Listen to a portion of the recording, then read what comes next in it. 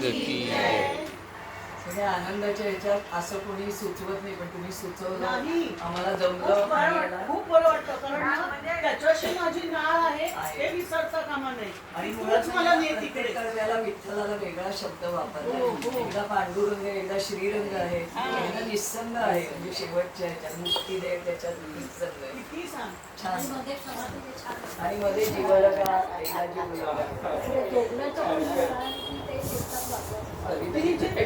तुमची जी भजनं आहेत ना, ही किती वेगळे वेगळे आणि छान आहे. म्हणजे नेहमीपेक्षा किती वेगळी. मी तर आवडतात. हो, खूप छान, खूप सुंदर. आवडल्याबद्दल आणि हे भजन आपण खूप दिवसानंतर भजन घेतलंय. माझ्या घरी पण वाटतं घेतलं नव्हतं आपण अलीकडे पलीकडे. तेव्हा बाबा रडतात. नाही, पण काय असतं माहितीये, कुठे ना डायरेक्ट कनेक्शन लागतं की मी तुझ्या बरोबर आहे. भाव विभोर व्हायला होतो. बाबांना एकदम आवडलेच. हो, पण त्यांना अजिबात एक पाऊल नाही टाकतंय आणि त्यांना तर फ्रॅक्चर पडले का ते? हो, पहाटे पडलेले. आणि मग ते डॉक्टर म्हणतात की वयोमानाने ऑपरेशन होणार नाही, तर ते कमी मुवमेंट आणि फिजिओलॉजीच बरं होणार. आणि ऑपरेशन नाही केलं तर बरं. शक्ती हवी ना अंगात. हातापायची काठी आणि तोंडाची वाटी झाली, एवढे बारीक झाले. बापरे, आधी बारीकच आणखी आता त्यांचं 52च्या पुढे वजनच नाही गेलंय कधी एवढ्या वर्षात.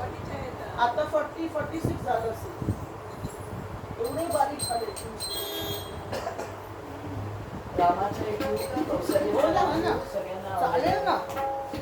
सगळ्यांना ते माहिती आहे. म्हणजे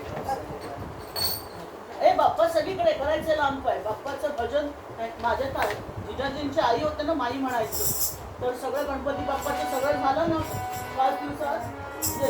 सगळे नाचजावळे पतवंड येतात, सगळं बाप्पाचं झालं. आरती वगैरे जेवण वगैरे की अशी लांबच्या लांब इथे बाप्पा असतो.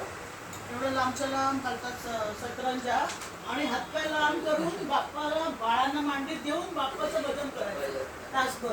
तिथून आहे सगळ्या दिशे रामपाय करायचे. बाप्पा तू माझा आहेस. खूप छान, खूप छान, खूप सुंदर. हा, म्हणून त्यांना मी टाळ दिलं.